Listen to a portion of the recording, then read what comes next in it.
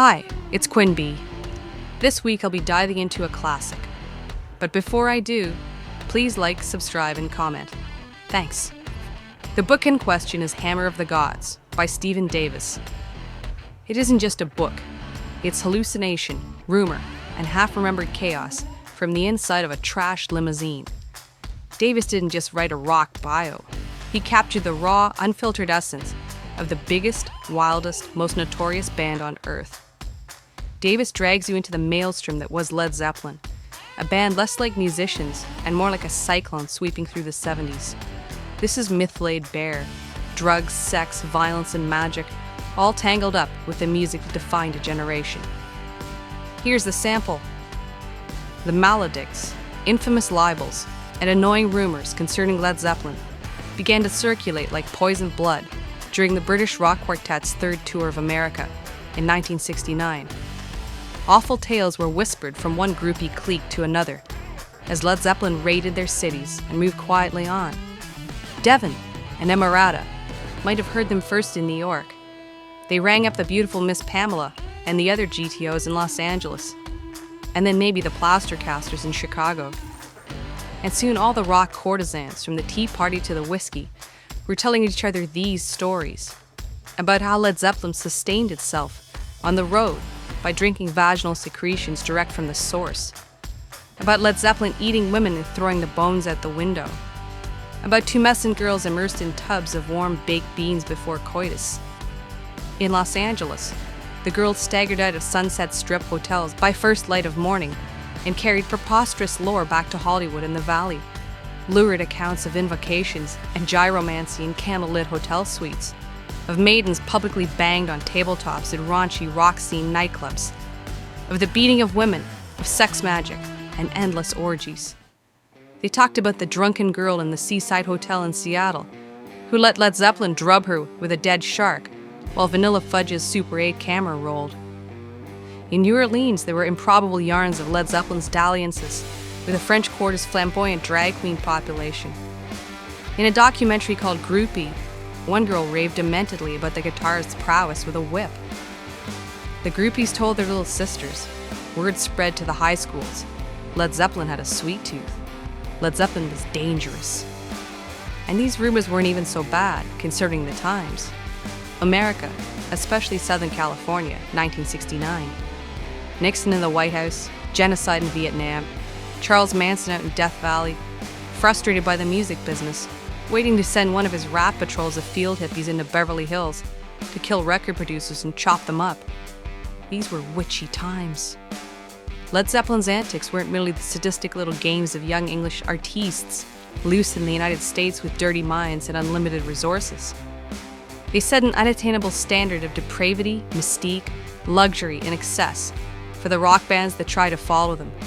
But by the cold light of day, they were all really quite nice, even gentlemen. But there was always something else whispered about Led Zeppelin, something more sinister than a rock group's after-hour vices. The worst rumor was the one that all the girls had heard, coast to coast. Don't quote me, the girls said, and still say. But Led Zeppelin sold their souls to the devil in exchange for their instant success, their addictive charisma, their unbelievable wealth. The girls devoutly believed this, Led Zeppelin's purported Faustian bargain with Satan. Just look, they said. During their decade-long prime in the 1970s, Led Zeppelin was the biggest band in the world, representing the booming record business at its peak as its biggest act. There was something magical, unnatural about Zeppelin's rise to power. Now, they couldn't have done this by themselves, it was said.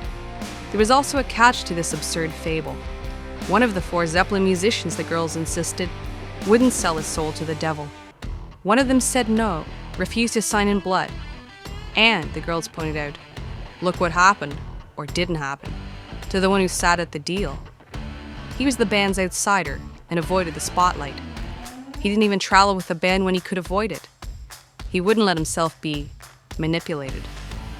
And years later, after all the deaths and disasters had befallen Led Zeppelin, and the group had dissolved in shame and remorse, he was the only one to survive, almost unscathed. Hammer of the Gods is fiery, volatile, and impossible to put down.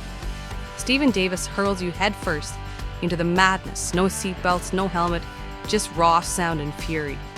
It's whiskey at sunrise, hotel walls shaking, blood on the snare drum, and a jet screaming across the Atlantic, full of demons disguised as rock stars. Meet Robert Plant, Jimmy Page, John Paul Jones, and John Bonham, 4 men who didn't just play rock, they embodied it. Together they created the sound that was mystical and heavy, sensual and savage, pure magic and pure destruction. From the early days in Britain's clubs to global superstardom, the story is as intoxicating as the music itself. Plant is the golden idol, a pagan prince shrieking into the void. Page is the sorcerer in black velvet, conjuring rifts and demons in equal measure.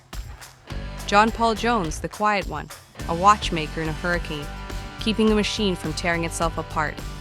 And Bonham, Christ, Bonham, an animal of rhythm and destruction, unstoppable and doomed, drumming like Ragnarok, was scheduled for that night, and he was the only one who got the memo.